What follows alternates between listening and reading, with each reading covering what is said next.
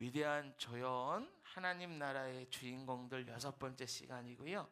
안드로니고와 유니아 그리고 헤로디온에 대해서 오늘 함께 말씀을 나누겠습니다.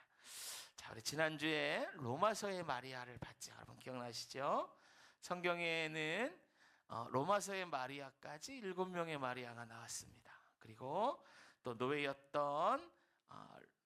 노예였던 사람들 두르보사와 두루베나 그리고 버시에 대해서도 함께 보았죠. 성경에 보니까 마리아가 7명이나 되는데 다 기록해두고, 지금으로 치면 저 이름 그런 거, 저라고 치면 그런 거죠. 여기도 이병건, 저기도 이병건, 저기도 이병건, 막 이병건인데 다 기록해놨어요. 하나도 빠지지 않고. 노예들의 수고까지도 기록해 두었습니다. 뭘 말하는가? 하나님께서 우리가 지난주에 시브리서 6장 10절의 말씀을 봤는데 성도들의 수고를 잊지 않으신다는 거예요. 이걸 강조하기 위해서 그 구절이 어떻게 쓰였냐면, 만약에 잊으신다면 하나님은 불의한 분이다, 이렇게 부정법을 사용해서 했어요. 절대로 잊지 않으신다는 거예요. 이 수고라는 말이 헬라어 코피아노였는데, 그러니까 이 수고를 잊지 않으신다, 다 기억하신다. 기억하신 다음에 어떻게 하는가? 디모데후서에 보니까 이렇게 얘기해요. 수고한 농부가 먼저 곡식을 받는 것이 마땅하지 않느냐. 로마서의 마리아도, 두루베나와 두루보사도, 버시도, 마리아들도 다 수고한 농부들이고, 그 수고한 농부들에게는 바울도 마찬가지고 곡식이 예비되어 있더라는 거죠. 그래서 여러분, 우리가 신앙생활 할 때 내가 남보다 헌신하는 거 누가 기억해 줄까? 나도 남들처럼 편하게 예수 믿으면 안 될까? 이런 유혹과 생각이 있으신 분들은 그건 마귀가 주는 생각이죠. 왜냐하면 하나님이 기억하세요. 여러분, 목사가 다 기억 못해도 하나님이 기억하세요. 저 만나기 전에 여러분들이 교회 위에 했던 수고 있잖아요. 다 하나님 기억하고 다 기록해 두셨어요. 그래서 하나님 만나는 날 수고했다 내 종아 부르시고, 할렐루야, 수고한 여러분들에게 먼저 곡식 줄 줄로 믿습니다. 여러분, 저도 지금까지 목회하면서 수고한 거 없겠습니까? 다 기억해 놓으셨을 줄 알아요, 저 하나님이. 그래서 수고했다 내 종아 부르시고 곡식을 주실 줄로 저도 믿습니다. 여러분, 그 하나님 기억하고 끝까지 수고합시다. 여러분, 이 짧은 인생 편하게 신앙생활 해봐야 남는 게 뭐가 있겠습니까? 그래 봐야 우리 주님 만날 때 빈털털이 되는 것밖에 없습니다. 한번 수고했으면 끝까지 하시는 거예요. 아셨죠? 자, 지난주에 이 말씀을 함께 나눴어요. 자, 오늘 그 다음 말씀 보겠습니다. 우리 삶을 보면 항상 여러분 그래요. 나보다 먼저 그 길을 간 사람이 있어요. 여러분, 먼저 그 길을 걸었고, 먼저 경험했고, 먼저 넘어져 본 사람들이에요. 그런 사람들이 있었기에 우리가 덜 넘어지고, 덜 헤매고, 덜 무너집니다. 여러분, 큰 공연이나 행사를 보면 사람들은 앞에 선 사람들에게 박수를 보내죠. 그러나 그 무대를 보면 그 무대가 세워지기까지 먼저 수고한 사람들이 있습니다. 여러분, 보이지 않는 곳에서 끝까지 땀 흘리는 사람들이죠. 그런 사람들이 없었다면 그 무대는 시작도 못했을 거예요. 우리 신앙생활도 그렇습니다. 먼저 믿은 사람이 있어요. 지금 우리가 이 자리에 있는 이유도 먼저 믿은 누구누구 때문에 그래요. 먼저 믿으신 부모님, 먼저 우리에게 복음을 전해준 사람들, 신앙의 선배들, 다 이 사람들이 먼저 믿었던 사람들입니다. 오늘 성경에도 보면 사도 바울보다 먼저 믿었던 사람들이 나와요. 그 사람이 바로 7절에 나오는 안드로니고와 유니아입니다. 이 두 사람이 한 문장에 함께 묶여 나오는 이유는 부부 사역자였기 때문에 그렇고요. 또 바울이 이 두 사람에게 대한 정보를 주기를 내 친척이다 그랬어요. 그러니까 여러분, 유대인이죠. 유대인인 거예요. 11절에도 바울의 친척이 나옵니다. 헤로디온이에요. 그러면 헤로디온은 어느 사람일까요? 어디 나라 사람일까요? 유대인이에요. 바울의 친척이니까. 헤르디온, 남자의 이름이고요, 유대인입니다. 헤르디온은 내 친척 헤르디온에게 라고만 얘기했지만 안드로니고와 유니아는 너무 많은 정보들을 기록해 두었어요. 그래서 많은 사실을 우리에게 알려줘요. 그 중에 하나가 이것이죠. 먼저 그리스도 안에 있었다. 안드로니고와 유니아가 말이에요. 그러니까 이 사람들은 바울보다 먼저 예수 믿은 사람입니다. 먼저 믿었다라는 표현을 이렇게 쓴 거예요. 먼저 그리스도 안에 있던 자라. 그냥 이들이 예수에 대해서 들었다, 교회만 왔다 갔다 하는 썬데이 크리스찬이었다, 이게 아니고요. 그리스도 예수 안에서 깊이 뿌리 내리고 있었던 사람인데 그 사람은 사도 바울보다 먼저 예수 믿었던 사람이다라고 이야기하고 있는 거예요. 여러분, 바울이요, 다메섹에서 예수님을 만난 사건은 예수님이 승천하시고 3, 4년 이후의 일이에요. 그렇게만 본다면 바울도 늦게 믿은 건 아니에요.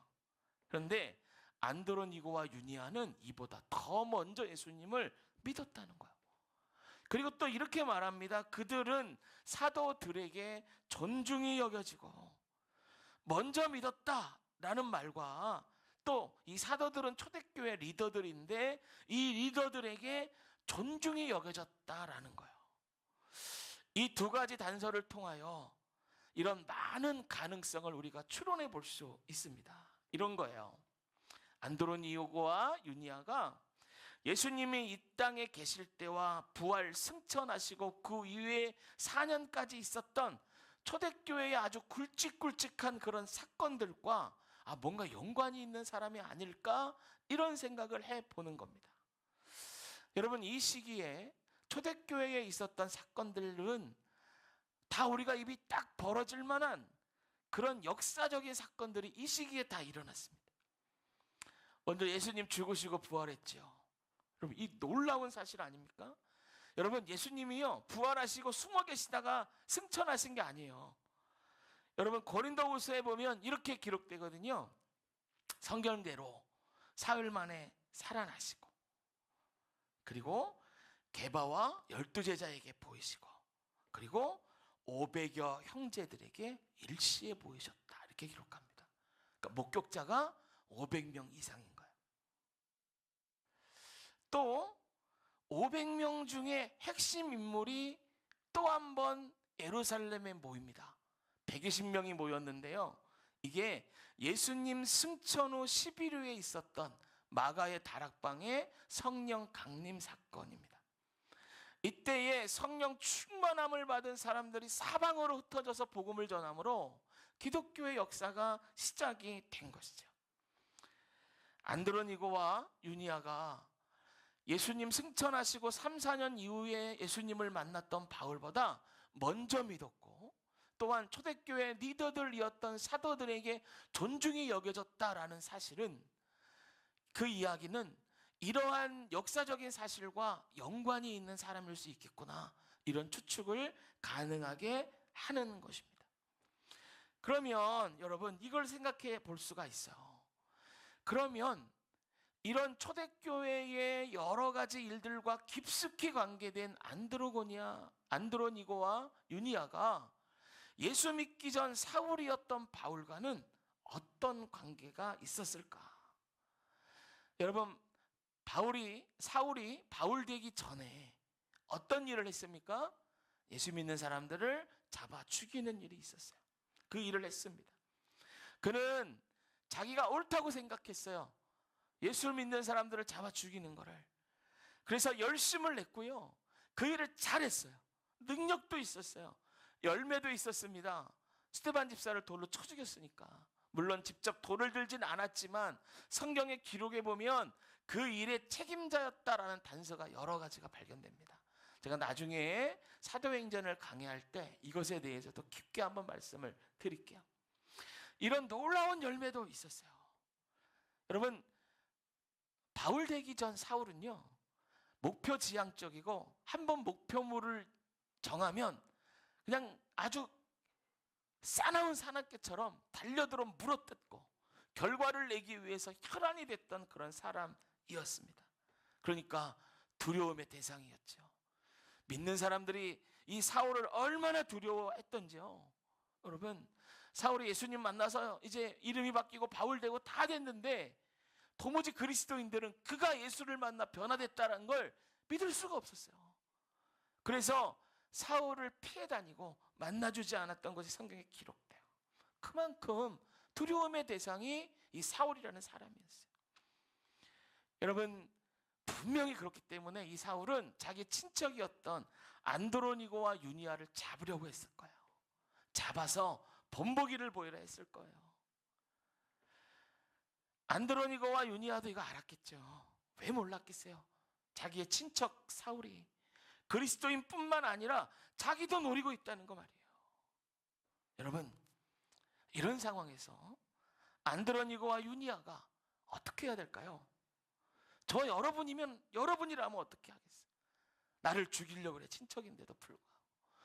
나랑 함께 있는 공동체 일원들은 이 사울을 너무 두려워해요. 또 이렇게 말하는 사람은 없었을까요? 너 사울이랑 친척이라며. 너 우리를 죽이려 하는 사울 말이야. 너 스파이 아니야? 대놓고 말은 못하지만 이렇게 말하는 사람이 있진 않았을까요? 또 실제로 사울에게 잡히고 당하고 죽임당한 그 유족들은 안드로니고와 유니아를 원망하지는 않았을까요? 여러분, 이 시절 사울 때문에 안드로니고와 유니아는 어떠한 모습이든지 간에 불이익을 당했을 거예요. 그럼 어떻게 해야 돼? 같이 욕해야죠. 더 비판하고 더 저주해야죠. 나는 저놈하고 달라. 더 항변해야죠. 아니, 바울 때문에 얼마나 많은 손해를 지금 보고 있는데. 그런데 여러분, 안드로니고와 유니아는 먼저 믿은 사람이었어요. 먼저 바울보다 깊게 그리스도 안에 뿌리 내리고 있었어요. 사랑하는 성도 여러분, 여기 안드로니고와 유니아처럼 예수 믿는 데 때문에 가족이나 친지 그리고 주변 사람과, 그러니까 나의 잘못된 이런 거 아니고요, 나의 신앙 때문에 얘기하는 거야. 나의 모난 성격 때문이 아니고 내가 예수 믿는 그것 때문에 말이에요. 그것 때문에 사이가 혹시 좋지 않은 사람이 있습니까? 예수 믿는 것 때문에 사람들에게 손가락질 당하거나 불이익을 당해본 분 계십니까? 여러분, 그럴 때 우리가 어떻게 해야 되냐 말이에요. 그런데 그냥 어떻게가 아닙니다. 먼저 믿은 자로서 내가 어떻게 해야 하는가. 여러분, 안드로니고와 유니아처럼 우리가 고민해야 할 지점이 여기입니다. 다른 게 아니에요. 먼저 믿은 자로서, 하나님을 아는 자로서, 그리스도 예수 안에 깊게 뿌리 내린 자로서 내가 이 상황 가운데 어떻게 해야 하는가 말이에요. 제가 이 장면을 묵상하다가 떠오른 성경 구절이 있었습니다. 그 구절은 사도 바울이 로마서를 기록하면서 자기의 고륙과 친척을 향한 자기 자신의 마음을 고백한 말씀입니다. 로마서 9장 3절인데요. 다 스크린 보세요. 성경 보지 마시고. 자, 스크린 보세요. 제가 읽을게 한번 들어보세요. 나의 형제 곧 고륙의 친척을 위하여 내 자신이 저주를 받아 그리스도에게서 끊어질지라도 원하는 바라. 제가 이 장면을 생각하고 이 구절이 생각나서 이 구를 찾아보고 묵상하다가 이런 질문을 해봤어요. 분명히 사도 바울은 변화되기 전에 자기의 친척도 죽이려고 했을 텐데, 그러면 자기의 고륙 유대인들 친척을 위한 그 애타는 마음, 이 마음을 도대체 어디서 배웠을까? 어디서? 아니, 누구에게 도대체 이런 마음을 배웠을까? 바울 같은 사람은 배우지 않아도 다 아는가? 아니란 말이에요. 누군가 모델이 있지 않았을까? 도대체 누구에게 이런 마음을 배웠을까? 떠오르는 한 사람, 안드로니고와 유니아, 이 사람이에요. 여러분, 바울은요 다메섹에서 예수님을 만났죠. 그리고 회심하여 새 사람이 되고 그가 복음 전할 때 예수님을 알기 전 자기 자신처럼, 그 사울처럼 자기를 둘러싸고 예수 믿는다는 이유 하나만으로 복음 전도자라는 이유 하나만으로 자기를 죽이려는 수많은 사람에게 둘러싸여 있었어요. 분명히 그들 중에는 바울과 가까운 사람, 친인척들도 있었어요. 그들이 예수 믿기 전 바울처럼 자기를 죽여서 본보기로 삼으려 했겠죠. 그럴 때마다 사도 바울에게 누가 생각났겠어요? 여러분, 누가 생각났겠어요? 안드로니고와 유니아입니다. 애끓는 심정으로 자기를 위하여 기도해 주던 그 자기의 친척이 생각나는 거예요. 그래서 저는 우리가 방금 전에 봤던 로마서 9장의 이 바울의 고백이 안드로니고와 유니아가 바울을 향해서 먼저 했던 고백이라고 생각하는 거예요. 여러분, 이 마음을 자기의 친척인 안드로니고와 유니아에게 바울이 배운 겁니다. 할렐루야. 여러분, 그렇다면 안드로니고와 유니아를 통하여 알 수 있는 먼저 믿었다는 것은 무엇이겠습니까? 먼저 믿었다는 건 여러분 이런 겁니다. 나보다 뒤에 믿는 사람을 포기하지 않는 거예요. 그들을 위하여 애타는 심정으로 기도해 주는 사람입니다. 안드로니고와 유니아는 사도 바울을 정죄하지 않아요. 정죄하기보다 기도했어요. 여러분, 먼저 믿은 사람은 뒤에 믿은 사람을 판단하는 사람이 아닙니다. 기도로 살리는 사람입니다. 판단은 죽입니다. 하지만 기도는 살립니다. 여러분, 이걸 기억하셔야 돼요. 여러분, 이 기도로 살린다는 사람에게는 꼭 내가 좋아하는 사람만 들어있지 않아요. 너무 사랑스럽고 생각만 해도 좋고 이런 사람이 아니라 내 마음에 안 드는 사람, 나를 미워하는 사람, 나에게 어려움을 주는 사람도 포함됩니다. 이것이 먼저 믿은 사람입니다. 또 오늘 본문에 안드로니고와 유니아를 바울이 말하기를 나와 함께 갇혔다라고 말합니다. 갇혔다는 건 감옥에 들어갔다는 이야기예요. 무엇을 말합니까? 예수를 믿고 나서 바울이 이 안드로니고와 유니아와 동역자가 되었다라는 말이에요. 함께 복음을 전하는 자가 되었단 말이에요. 여러분, 안드로니고와 유니아에 대하여 정보를 제가 전에 알려드렸지만 바로 앞에 그들은 사도들에게 존중받는 자였어요. 그리고 이들은 살아계신 예수님을 육신으로 봤을 가능성도 있는 사람이고요. 부활과 승천, 성령 강림 사건 같은 것들을 경험했을 수도 있었던 사람이에요. 그걸 경험하지 않았더라고 하더라도 분명히 그 현장에 있었던 사람과 아주 친한 친분을 유지하고 교제했을 것이고 그 모든 사람들에게 하나같이 인정받는 사람이었어요. 그래서 사도들에게 인정받고 존중받았다라고 이야기하잖아요. 여러분, 같이 사역을 하더라도 존중받는 자가 되기까지는 달라요. 인정을 받아야 존중받는 거죠. 같이 사역은 하는데 아우 저 사람 어려워, 함께 있기 힘들어, 말만 해도 꽉 막힌 것 같고 너무 힘들어. 그러면 사역은 같이 할 줄 모르지만 존중받지 못해요. 그런데 안드로니고와 유니아는 존중받았대요. 그런데 바울은 어떻습니까? 승천, 부활, 성령 강림 사건이 다 끝나고 예수님을 만나 믿었고 감출 수 없는 과거, 예수 믿는 사람을 잡아 죽였던 그 감출 수 없는 과거를 갖고 있었던 사람이에요. 그러면 함께 사역한다고 생각해 보십시오. 누가 사역의 주체가 되어야 됩니까? 안드로니고와 유니아예요. 여러분, 이 초대교회의 정통성 있는 신자들 이름을 쭉 나열하여 적는다고 치면 안드로니고와 유니아는 첫 번째나 두 번째 이름이 들어가는 사람이에요. 그런 정도의 사람입니다. 그런데 바울과 함께 사역하는 안드로니고와 유니아는요, 자기가 사역의 리더가 되려 하지 않습니다. 곁에 서서 도와줍니다. 그렇게 함께 하다가 어디까지 함께 가나 감옥에 갇히기까지 합니다. 여러분, 이 바울 시대의 로마 감옥은요, 지금처럼 새끼 다 주고 운동시켜주고 공부시켜주고 사람을 갱생시켜주는 그런 곳이 아니에요. 문헌에 따르면 로마 시대의 감옥은 대부분을 완전한 어둠 속에서 지냈다는 거예요. 여러분, 어둠에도 종류가 있어요. 그리고 극장 같은 데를 가면 시간이 지나면 눈이 적응이 돼서 사물이 보입니다. 이게 보이는 어둠이죠. 그런데 암흑은 다릅니다. 이스라엘 백성들이 출애굽할 때 10가지 재앙 중에 9번째가 3일간 암흑이었어요. 근데 이 암흑을 성경이 설명하기 위해서 출애굽기에 보면 이렇게 설명했어요. 손으로 더듬을 만한 암흑이다. 안 보인다는 거예요. 아무것도 안 보인다는 거예요. 빛한 줄이 없기 때문에 오래 있어도 눈이 적응을 못해요.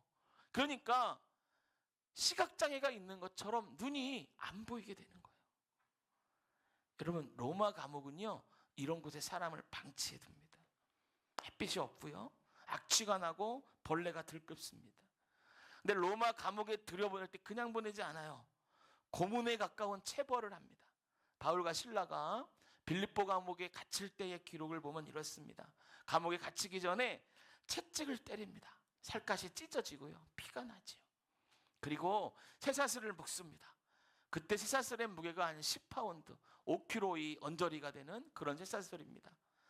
맞고 쇠사슬에 묶이면 이 쇠사슬이 살을 파고들어요. 파고듭니다. 가만히 있어도 고통스럽습니다. 그런데 어둠입니다. 벌레가 기어 올라오고요, 악취가 나고요, 상처는 골마 터지고요. 이런 게 감옥입니다. 그래서 문헌에 보면 이렇게 기록돼요. 로마 시대의 감옥은 일반 백성들은 생각만 해도 공포와 두려움을 느꼈다는 거예요. 이런 감옥에 바울이 갇힐 때 안드로니고와 유니아도 함께 갇혔습니다.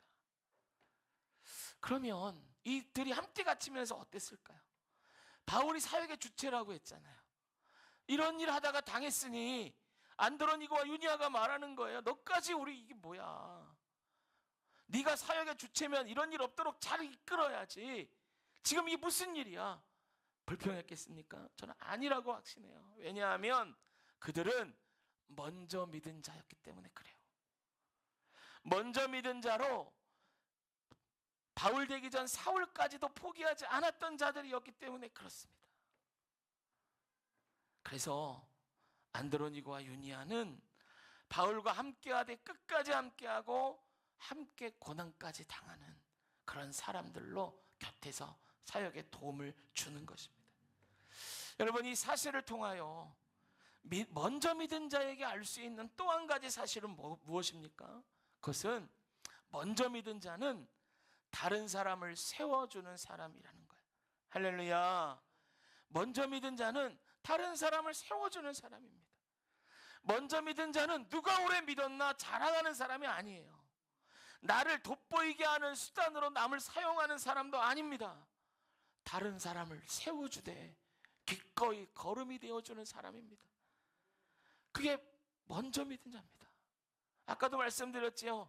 바울과 안드로니고와 유니아만 놓고 봐도 이 사람들이 훨씬 더 인정받고 훨씬 더 먼저 믿은 깊이 있는 사람인데, 여러분, 사역을 하는데 바울이 주가 되는 사역에 동역자를 자처하는 거예요.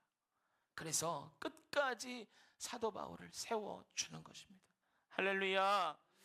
그러면 이제 우리가 이 질문을 우리 스스로에게 해봐야 돼요. 나는 지금 누구를 세우고 있는가? 나는 누구를 위하여 기도하고 있는가? 지금 내 뒤에 믿은 자를 위해서 내가 뭘 하고 있는가 말이에요. 여러분, 우리 주변에 있는 사람들을 떠올려 보세요. 믿음이 약해진 사람, 지쳐있는 사람, 교회를 떠나려는 사람, 또 교회 안 나온 지 오래된 사람. 여러분, 그들 옆에서 누가 안드로니고와 유니아처럼 먼저 믿은 자가 되어 기도하고 세워주며 함께 해주겠습니까? 사랑하는 성도 여러분, 우리들도 그래요. 여러분, 우리들에게 앞에서 말한 먼저 믿은 자의 역할을 해주신 분이 계세요. 우리를 위하여 기도하고 우리를 세워주신 분이 계세요. 그분이 우리를 위하여 고난당하신 우리 예수님이십니다. 할렐루야. 여러분, 예수님이 우리에게 먼저 믿은 자가 되주셨어요. 바울 되기 전 사울과 우리가 다를 게 뭐가 있습니까? 얼마나 연약하고 죄 많고 불쌍한 사람들이었습니까?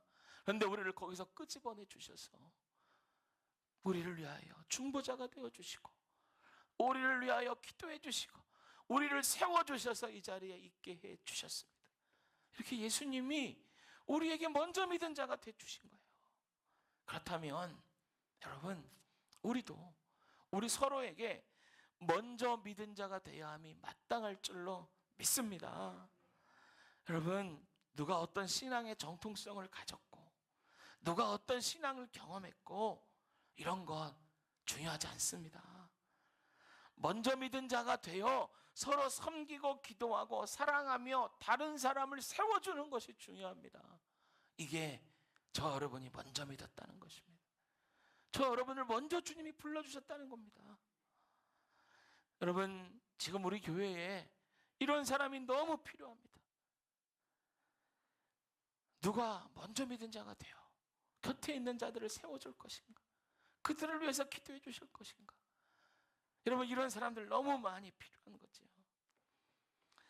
사랑하는 성도 여러분, 이 시간에 가족도 좋고 이 자리에 없는 사람도 좋고 내가 먼저 믿은 자가 되어주어야 하는 사람들을 떠올려 보십시오. 지금 예수님이 우리 안에 성령님이 떠올리게 해주실 거예요. 한 사람씩 한번 떠올려 보세요. 눈을 감고 눈 한번 감아보세요. 한번 떠올려 보세요. 어떤 사람이 있는지. 자, 이제 눈을 뜨시고 여러분, 그 사람을 기억하십시오. 그리고 그 사람에게 먼저 믿은 자가 되시기를 바랍니다. 할렐루야. 기꺼이 안드로니고와 유니아처럼 먼저 믿은 자가 되어 우리 예수님처럼 살리고 세워주는, 그래서 우리를 통하여 뒤에 있는 사람들이 더 하나님을 사랑하는 자고 그들 또한 먼저 믿은 자가 되어 뒤에 있는 자들을 돌봐줄 수 있는 그런 놀라운 역사가 저 여러분의 삶에 우리 교회에 충만히 넘치기를 주님의 이름으로 축복합니다. 할렐루야. 기도하겠습니다.